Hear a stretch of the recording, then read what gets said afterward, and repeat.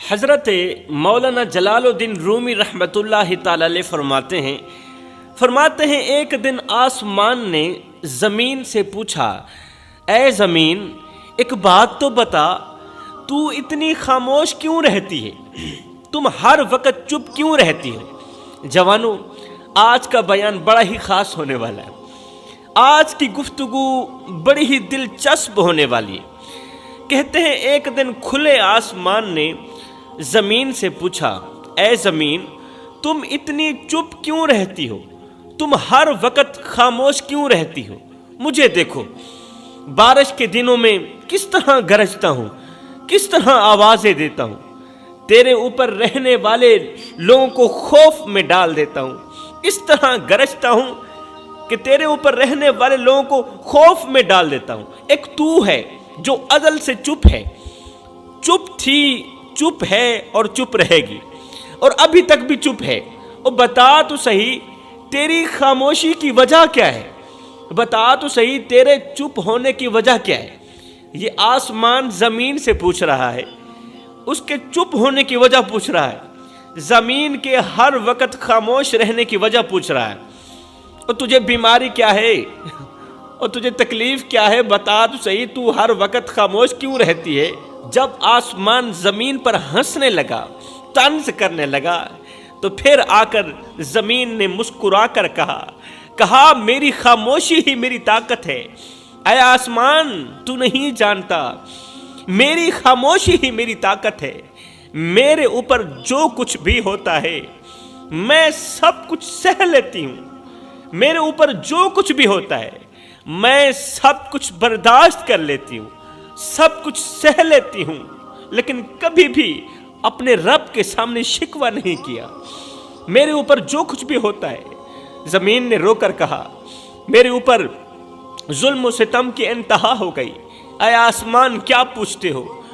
میں خاموش ہوں، چپ ہوں، میری خاموشی کا لوگ ناجائز فائدہ اٹھاتے ہیں، میرے اوپر بسنے والے لوگ میری خاموشی کا ناجائز فائدہ اٹھاتے ہیں۔ زمین نے رو کر کہا اے آسمان میرے اوپر ظلم و ستم کی انتہا ہو گئی، ظالم جب بھی میرے اوپر قدم رکھتا ہے تو میں تھر تھر کانپتی ہوں، لیکن میں نے کبھی اللہ کے حضور شکوہ نہیں کیا۔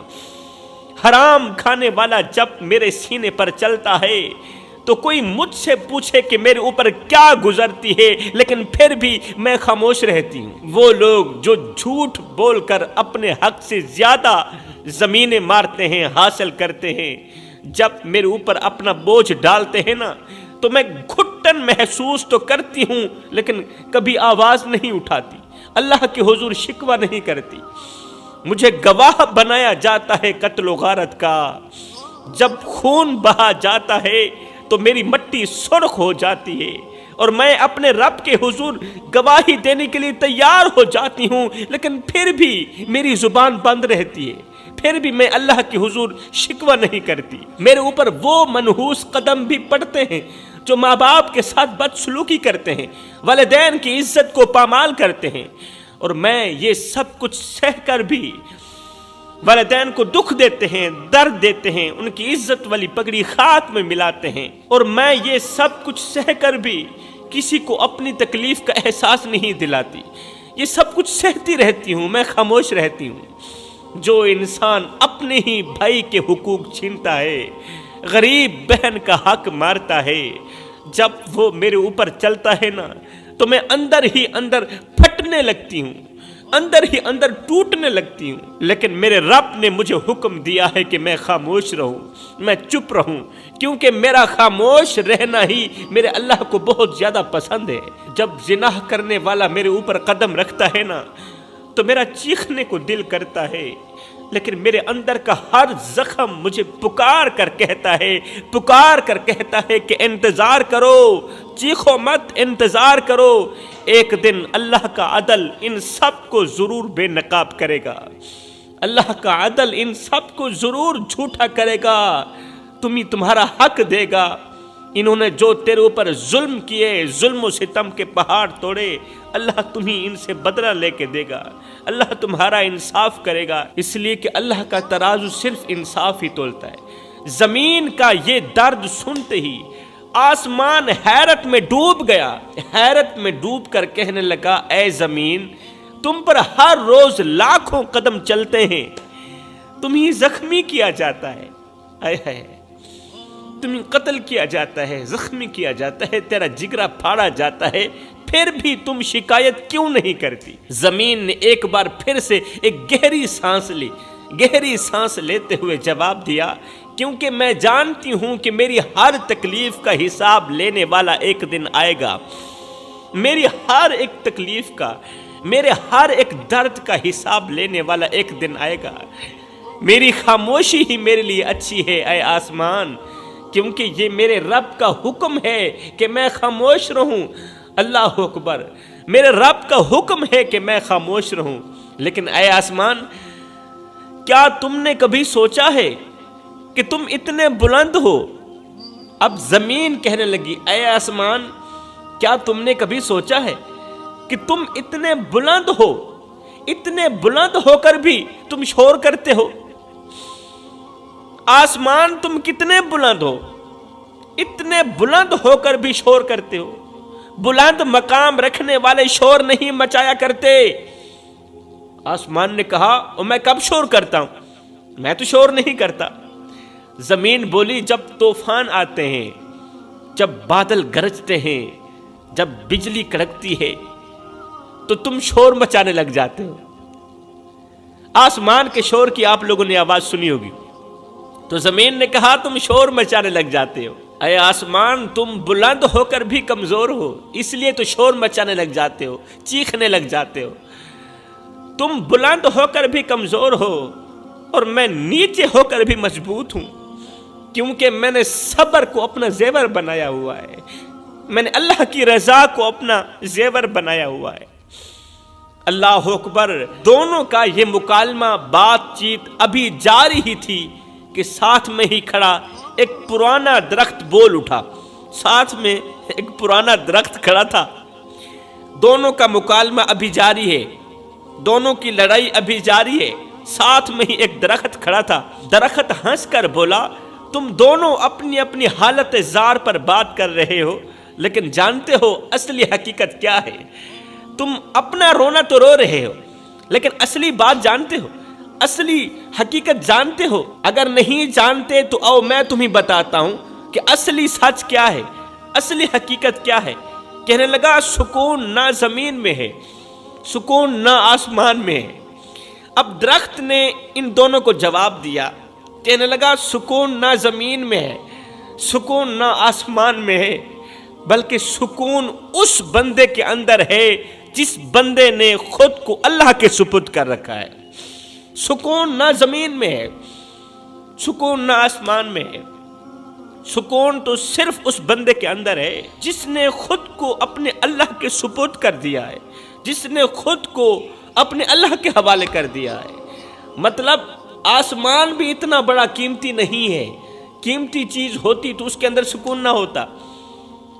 زمین بھی اتنی بڑی قیمتی چیز نہیں ہے اللہ کے سامنے، اگر زمین قیمتی ہوتی تو اس کے اوپر سکون نہ ہوتا۔ وہ قیمتی انسان ہے جس کے دل میں اللہ کی محبت ہے، وہ زمین و آسمان سے بھی زیادہ قیمتی ہے۔ درخت کہنے لگا اے زمین، اے آسمان، مجھے دیکھو، میں صدیوں سے یہاں کھڑا ہوں، طوفانوں کو سہتا ہوں، گرمیوں کی شدت برداشت کرتا ہوں، سردیوں کے موسم میں برف باری برداشت کرتا ہوں، اور موسموں کے بدلتے رنگ بھی دیکھتا ہوں، لیکن کبھی بھی اللہ کے حضور شکوہ نہیں کرتا، کبھی بھی شکوہ نہیں کیا، کیونکہ میں جانتا ہوں کہ میرے پتے جھڑنے سے پہلے بھی اور بعد میں بھی میرا اللہ میرے ساتھ ہے۔ میرے پتے جھڑنے سے پہلے بھی میرا اللہ میرے ساتھ ہے اور بعد میں بھی میرا اللہ میرے ساتھ ہے۔ ہائے، درخت کی یہ بات سن کر زمین و آسمان دونوں خاموش ہو گئے، چپ ہو گئے۔ پھر بولنے والا، مزاح کرنے والا آسمان بھی چپ ہو گیا، کیونکہ انہیں احساس ہو گیا تھا کہ حقیقی سکون تو اپنے رب کے فیصلے پر راضی رہنے میں، حقیقی سکون تو اللہ کی رضا میں، حقیقی سکون تو اللہ کی مرضی میں۔ دنیا میں لاکھوں لوگ ایسے ہیں جو سکون کی کمی محسوس کر رہے ہیں، لاکھوں دولت مند ایسے ہیں قبلہ جو آج بھی سکون کی کمی محسوس کر رہے ہیں۔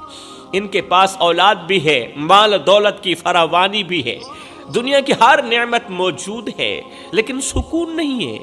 دل بے چین ہے، دل بے قرار ہے۔ ان کے گھر سونے چاندی سے بھرے ہوئے ہیں، مگر دل خالی ہے، دل بے چین ہے۔ راتیں کروٹیں بدلنے میں گزر جاتی ہیں، نیند ان سے دور ہو گئی ہے۔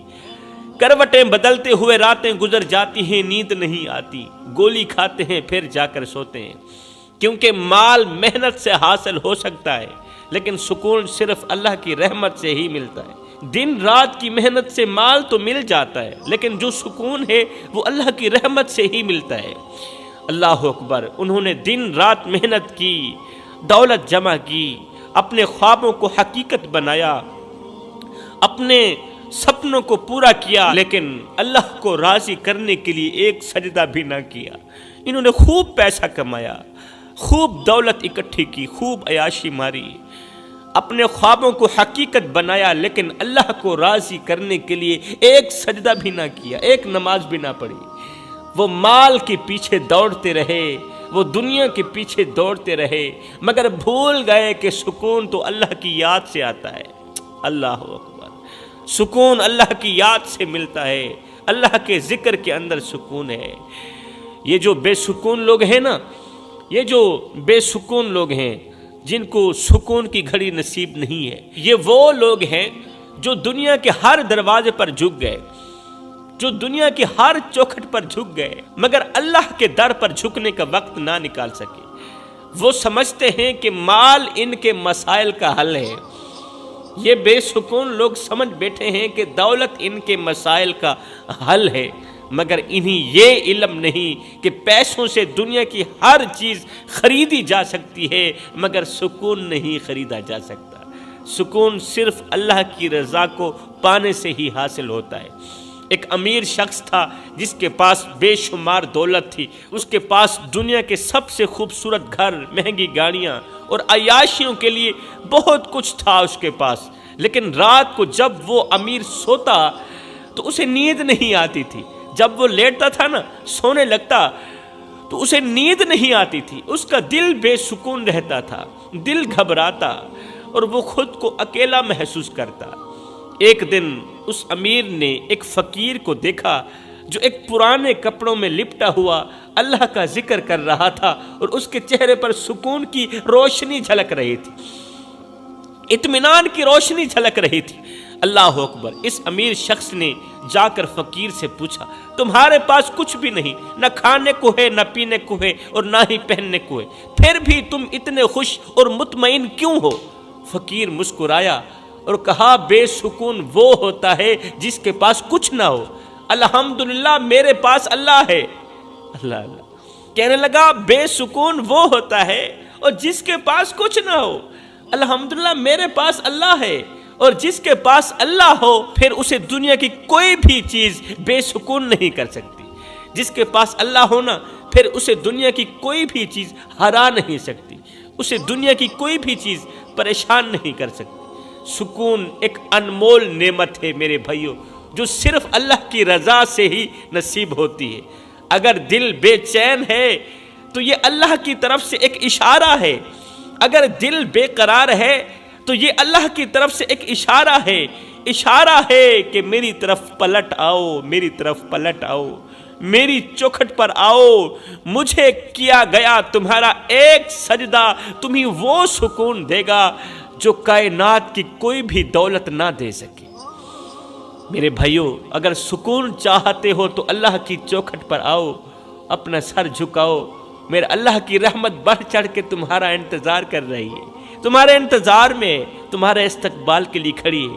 میرا اللہ فرماتا ہے، اے میرے بندے، ایک بار تو میری چوکھٹ پہ آ کر تو دیکھ، ایک بار اپنا دامن پھیلا کر تو دیکھ، بخشش کی حد نہ کر دوں، مجھے رب العالمین بھی نہ کہنا۔ تو فرمایا، اگر سکون چاہتے ہو تو اللہ کی چوکھٹ پر اللہ کے حضور جھک جاؤ، سکون چاہتے ہو تو اپنے دل میں مدینے والے کی محبت بٹھا لو، سکون چاہتے ہو تو اہل بیت کی محبت اپنے دل میں بٹھا لو، حسن و حسین کی محبت اپنے دل میں بٹھا لو، پھر دیکھنا تمہارے دل کو اس قدر اطمینان نصیب ہوگا، اس قدر سکون نصیب ہوگا کہ پھر کسی چیز کی تمہیں ضرورت ہی نہیں پڑے گی۔